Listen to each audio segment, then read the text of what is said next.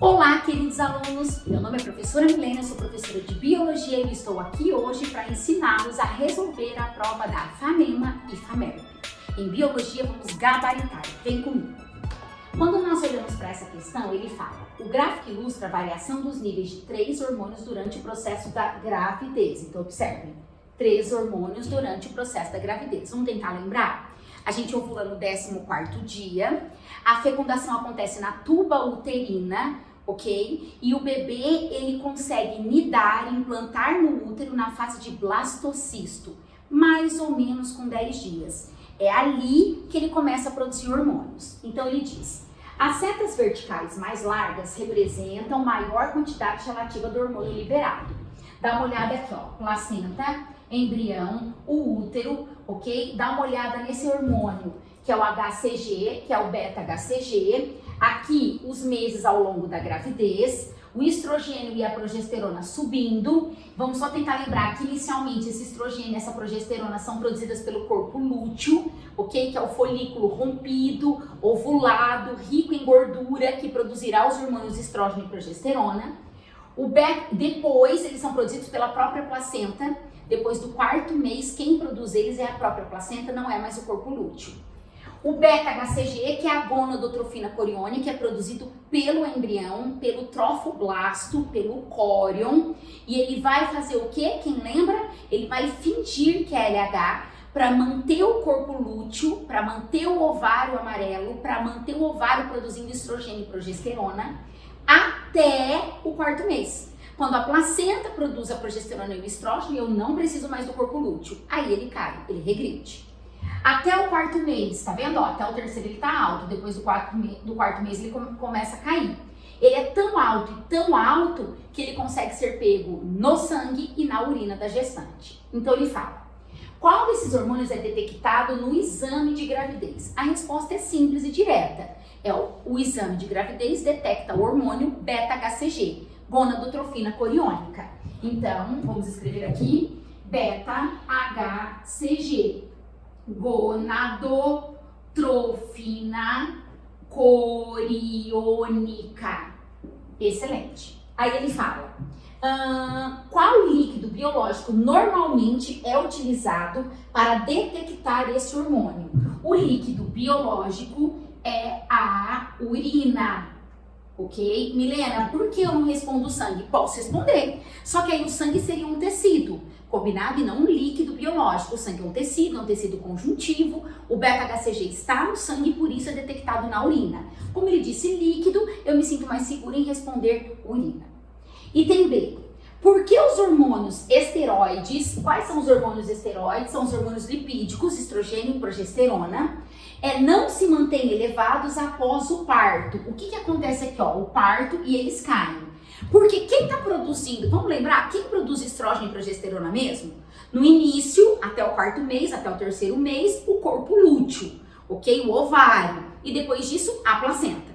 Com 9 meses, 40 semanas, eu retiro a placenta, a progesterona e o estrógeno caem porque ela deixa de existir, ela deixa de produzir.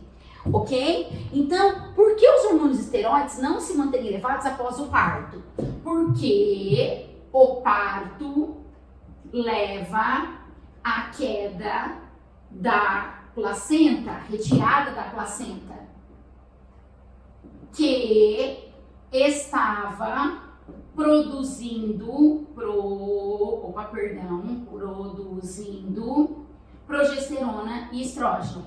Quer dizer que depois que eu tiro a placenta, eu não tenho mais esses hormônios. Aí ele fala: e por que a redução brusca e precoce desse hormônio, se ele tivesse caído antes da hora, pode gerar um aborto espontâneo? Vamos só tentar lembrar? A progesterona é um hormônio que inibe a contração da musculatura lisa. Então ela faz o endométrio ficar o quê? Retido e reter o embrião nidado, evitando o quê? A descamação do endométrio. Então vamos escolher? Vamos escrever: com a queda da progesterona e estrógeno, na hora você não abrevia, você escreve inteiro, ok? O endométrio descama, deixa de ser retido. o endométrio descama e deixa de ser retido. Então o miométrio contrai, o endométrio descama e o bebê ele acaba sendo liberado num aborto precoce. Muito bem, excelente questão. Vamos para a próxima questão. Deixa a professora colocar aqui para vocês. Muito bem.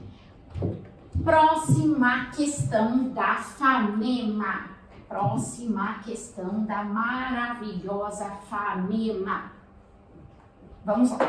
Ele fala o seguinte: analise o cladograma e relacione os principais grupos de artrópodes, né? Então, observem, aqui eu tenho um ancestral. Esse ancestral, ele originou esse grupo e originou esse outro grupo. Esse outro grupo teve esse ancestral que originou para cá miriápodes e para cá mais um grupo que veio desse ancestral que originou aqui crustáceos e que originou aqui insetos. Então vamos lá. Todos os animais representados realizam muda ou equidise. Vamos só tentar lembrar? Muda ou equidise é aquela troca da carapaça externa, é a troca do exoesqueleto completo, que é produzido pela epiderme, que tem cutícula, ok? Que é feito de quitina, que é o polissacarídeo rígido que limita o crescimento. Lembrando que tem um hormônio para isso, que é equidisona. Em que consiste a muda e qual a importância desse fenômeno para esses animais? Então vamos lá. A muda é a troca do exoesqueleto produzido pela epiderme.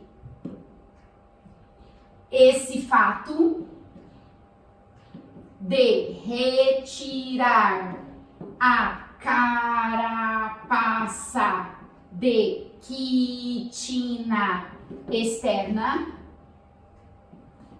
possibilita o quê? O crescimento dos artrópodes pós-muda descontínuo. Então, depois de trocar o exoesqueleto, ele tira a casquinha externa, aí ele sai de lá e alonga a casquinha nova que ainda tá mole e permite o crescimento aos saltos descontínuos. Ótimo. Aí ele fala, B, em relação ao cladograma, qual o número melhor indicaria o surgimento de uma grande variação de apêndices bucais? Observem que os queliceratos, eles não têm grandes apêndices bucais, porque eles são amandibulados, ok? O estômago deles é sugador, eles têm a quelícera para inocular o veneno, a digestão deles é extracorpórea, então eles não são picadores, eles não são lambedores, eles não são trituradores, ok? Quem tem essas características muito variadas é o 4. O 4 tem uma variedade de nichos, uma variedade de funções muito maiores. Aí ele fala, então 4. Justifique por que esses artrópodes constituem o grupo de maior biodiversidade. Por que os insetos eles são os mais abundantes? Bom, eles são os mais abundantes por vários motivos. O primeiro é o voo, é a asa. Tudo bem? O segundo é a adaptação à seca, como por exemplo glândulas retais, ok? Que evitam a liberação de água juntamente com as fezes. Uma outra característica dos insetos especificamente, ok, é diferentes nichos entre adultos e jovens. Então, muitos são holometábulos, a fase larval é bem diferente da adulta. Vamos tentar lembrar o que é o holometábulo? Ovo, larva, pupa e adulto. O adulto ele se alimenta de uma coisa, a larva se alimenta de outra, e isso evita o quê? A competição entre eles, faz eles coexistirem em nichos diferentes, ok? Evitando a competição. Então, por isso, essa grande diversidade de aparatos, o quê? Bucais. Cada um ocupa um determinado lugar na cadeia alimentar sem gerar competição.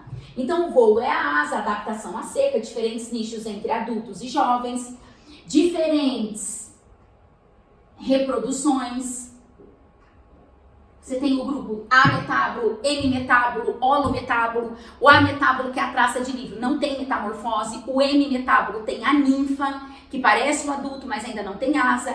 Holometábolo completamente diferente, com ovo, larva, pupa e adulto. A larva e o adulto ocupando nichos o quê? Diferentes. Excelente questão. Ele não pediu, mas a variação desses aparatos bucais seriam picador, lambedor, sugador, triturador. Borboleta, por exemplo, é lambedora.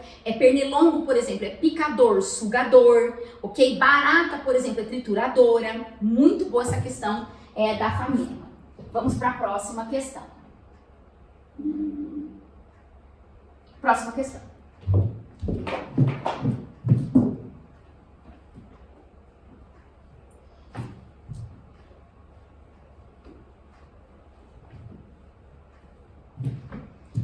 Bem, a próxima questão ele fala o seguinte: postos de saúde foram montados em shoppings e escolas de diversos municípios para aumentar o percentual de crianças vacinadas contra poliomielite ou paralisia infantil. Vamos só lembrar? É viral, o vírus multiplica na garganta e no intestino, o vírus sai com as fezes, falta de saneamento básico e contato direto transmite, o vírus vai para o sistema nervoso e causa lesão na raiz motora, na raiz ventral, causando paralisia flácida, pode matar. E sarampo também é vírus, também de RNA negativo, é o morbilivírus. Ele ataca o trato respiratório, entra por saliva, depois ele vai para o trato digestório, primeiro respiratório, depois digestório, depois pele e depois nervoso, podendo causar conjuntivite, encefalite até a morte. Desidrata o paciente. Que podem levar a óbito. A vacinação é a única forma de impedir a propagação do sarampo, que voltou a circular com a introdução e evitar a reintrodução do agente causador da poliomielite. Mesmo aqueles que já receberam as doses devem ser vacinados. Vamos lembrar? A vacina é uma imunização ativa. Você recebe o antígeno e você produz o quê? Os anticorpos. Ela é lenta, ela é preventiva, mas ela gera memória. O agente causador do sarampo e da poliomielite são acelulares, ou seja, são formados por um agregado de moléculas. A qual grupo de micro-organismos pertence os agentes causadores dessas doenças? São vírus de RNA negativo. Cite duas principais moléculas orgânicas que compõem minimamente esses micro-organismos. No mínimo, eles têm o núcleo capsídeo. Então, eles têm que ter proteínas para formar a cápsula e RNA para formar o genoma viral. Isso é o mínimo que eles têm que ter. B. Caso uma pessoa vacinada entre em contato com o causador da doença, quais células de memória humoral? Vamos só tentar lembrar? Pensou em sistema imunológico, pensou num tipo de glóbulo branco específico, que é o linfócito. Você tem vários glóbulos brancos. Você tem os granulócitos, os agranulócitos. Os granulócitos, você tem o neutrófilo, o eosinófilo e neutrófilo, eosinófilo e basófilo. Os agranulócitos, você tem o monócito e o linfócito. Os linfócitos, que são um tipo de glóbulos brancos, que são do tipo agranulócitos, eles fazem imunidade. A imunidade pode ser celular, se o linfócito em questão for o T4, ativando o T8, que produz a perforina. Ou a imunidade pode ser humoral, se o linfócito T4 ativar o B, que vira plasmócito, que produz anticorpos e células de memória. Então ele está falando da humoral. Então ele está falando do linfócito T, ativando o linfócito B, que está virando plasmócito e está produzindo anticorpos, proteínas de defesa e células de memória. Mas enfim, ele fala quais as células de memória do sistema imunológico humoral são ativadas. Caso uma pessoa vacinada entre em contato, qual célula de memória do sistema humoral será ativada? Ao entrar em contato, ativamos os linfócitos, glóbulos brancos, agranulócitos de memória. Ótimo. Como essas células realizam uma rápida defesa do organismo? Elas atuam desencadeando a produção e liberação do que, gente? Dos anticorpos. Resposta humoral e de anticorpo. As imunoglobulinas. Anticorpo é o IG, imunoglobulina. Ok? Que são proteínas que lisam, vão romper esses vírus e aglutinam, vão juntar esses vírus. Isso melhora a fagocitose. Os anticorpos, eles são imprescindíveis, ok? Eles vão juntar esses vírus e melhorar a resposta do organismo. E a célula de memória faz isso acontecer de forma mais rápida. Quando não tem célula de memória, tem que ter neutrófilo, depois monócito, depois macrófago, depois T4, depois T8, depois T4, depois B, plasmócito e memória e anticorpo. Quando já tem memória, já é anticorpo, já vai direto no linfócito B e já faz produzir e liberar o quê? Os anticorpos. É muito mais rápido, ok? Excelente questão da FAMEMA. Excelente questão, imunidade humoral. É o seguinte, pesquisadores estão estudando a utilização da técnica do silenciamento gênico por RNA de interferência no combate a pragas agrícolas. Então ele está falando de biotecnologia, manipulação do material genético. Biotecnologia é manipulação da vida. Quando manipula o material genético, chama bioengenharia, tecnologia do DNA recombinante ou engenharia genética. Aí ele fala, sintetizada em laboratório, uma molécula de RNA é programado para inativar o gene específico para a praga. Vamos lembrar? Gene é um pedaço do DNA. Quando ele está bem descondensado e está produzindo RNA mensageiro, ele é chamado de gene ativo, um pedaço do DNA. Ele é chamado de eucromatina. Quando ele está compactado, curto e grosso e não está produzindo RNA, ele é chamado de heterocromatina. Eles estão produzindo um RNA que inativa o gene. Aí ele fala, nas células desses organismos, a molécula se associa a um conjunto de enzimas e fragmenta a molécula do RNA mensageiro. Quer dizer que ele não vai atuar no DNA. O DNA vai produzir o RNA, só que eles vão inativar o RNA mensageiro. De modo que o ribossomo não consiga ler.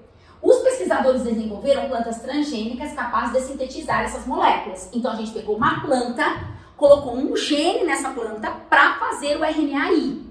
O RNAi vai lá, o RNA mensageiro, e inativa ele. Aí ele fala, quando o inseto praga se alimenta dessas plantas, adquire o RNAi produzido pelo vegetal e morre, porque ele vai inativar o gene. Então, na verdade, a gente quer inativar do inseto. A gente está pondo o gene na planta, a planta está produzindo RNAi e ele vai inativar o RNA mensageiro do inseto. Olha que interessante. Suponha que o pesquisador tenha sintetizado 3 moléculas. Vamos dar uma olhada aqui, ó. O pesquisador fez um DNA, como que eu sei, Milena? Tem timina. Outro DNA tem timina. E ele fez aqui um RNA com uracila. Qual deles pode atuar como um RNAi? Justifique sua escolha. A molécula 3.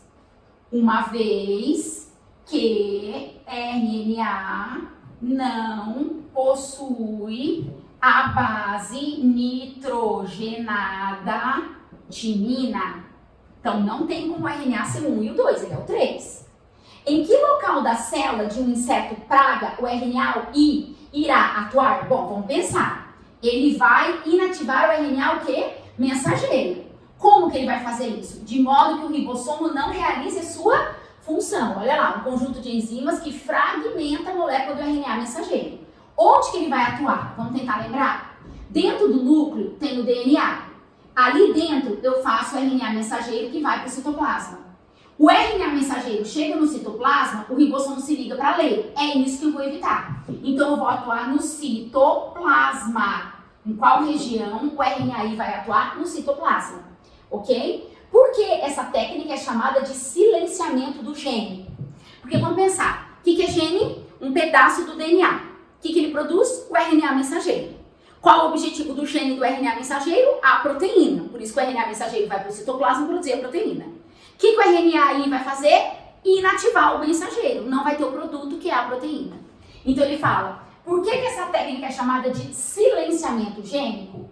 Porque ela impede que o produto desejado pelo gene, foi o que o gene pediu, ela impede que o produto desejado pelo gene seja produzido.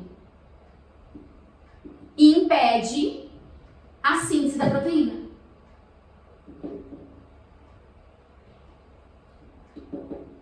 Atua silenciando o gene. O gene não vai ter o produto dele é a proteína, mas o gene não vai conseguir, porque a gente vai barrar o RNA mensageiro. Excelente! Meu nome é professora Milena, eu sou professora de Biologia e eu estou aqui no YouTube para ajudar você a gabaritar essas questões dissertativas e passar na sua sonhada universidade. Conte comigo, deixa um like aqui e siga o canal. Um beijo para vocês, o meu cordial, tchau, tchau, um beijo da Ami.